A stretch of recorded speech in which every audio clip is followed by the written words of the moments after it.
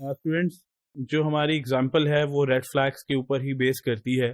جو ہم نے corruption scheme, fraud statement, financial statement fraud scheme اور اس کے ساتھ ساتھ ایسٹ مس اپروپریشن اسکیمز ڈسکس کی تھی، اسی سے ریلیونٹ ایک اور ایگزامپل ہے.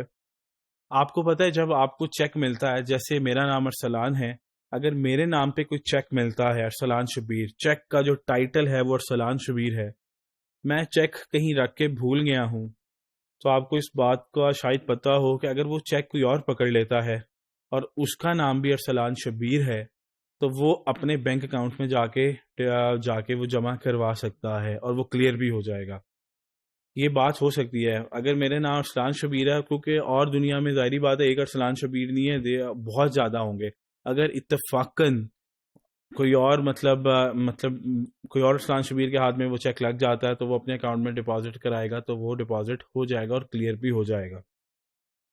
اسی طرح کیا ہوا، ایک کمپنی تھی ایگریکلچر میں ڈیل کرتی تھی، ان کا ایک بندہ تھا جو سیگریگیشن آف ڈیوٹیز نہیں تھی وہاں پہ، وہی مطلب چیزیں پرچیز کرتا تھا، وہی واؤچر بناتا تھا، وہی انوائس لیتا تھا، اور انوائس کے بعد کیا کرتا تھا، وہ چیک بناتا تھا. اب اس کمپنی کی پالیسی یہ تھی کہ چیک جو ہے نا صرف 3 سے 3:30 کے درمیان سائن ہوں گے. ڈائریکٹر نے فکس ٹائم رکھا ہوا تھا 3 سے 3:30 کے درمیان.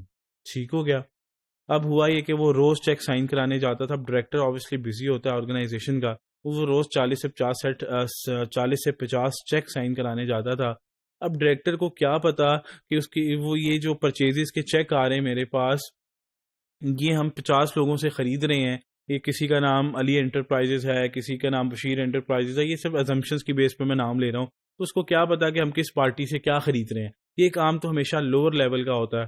تو ایک دن کیا ہوا کہ اس بندے نے جب چیک سائن کرایا تو اس نے اگر علی انٹرپرائزز لکھنا تھا تو اس نے بشیر انٹرپرائزز لکھ دیا اور ڈائریکٹر نے سائن کر دیے. وہ باہر آیا، اس نے دیکھا ہے تو چیک غلط سائن ہو گیا. اس نے چیک کا دوبارہ سے علی انٹرپرائزز کے نام سے بنایا اور جا کے سائن کرا لیا. اوکے، معاملہ ٹھیک ہو گیا.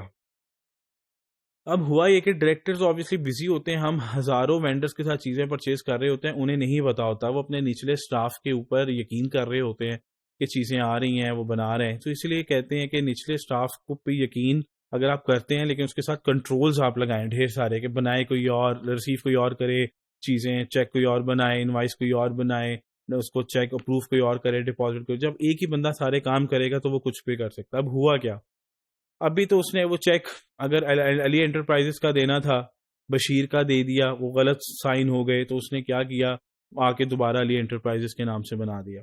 اگلی باری اس نے کیا کیا، اس کو پیسوں کی ضرورت پڑی تو اس نے یہ کیا کہ علی جو اس کے ساتھ کلیگ کام کرتا تھا اس کا نام تھا احمد، وہ فیک ڈاکومنٹیشن تیار کرتا تھا، جاتا تھا اندر احمد کے نام سے چیک لگاتا تھا ڈاکومنٹیشن کے ساتھ اور احمد کے نام کا چیک سائن کرا لیتا تھا. اوکے، اچھا، پھر وہ کیا کرتا تھا، جب چیک سائن آ کے کراتا تھا، آ کے نا اپنے دوست کا جو اس کا کلیگ تھا اس کے ساتھ بیٹھا ہوتا، اس کے بینک اکاؤنٹ میں جا کے چیک جمع کراتا تھا اور آ کے اپنے کلیگ کو کہتا تھا میرے باہر سے پیسے آنے ہیں، میرا بھائی یو کے ہوتا ہے تو وہ اکاؤنٹ میں آئیں گے پیسے تو مجھے دے دینا.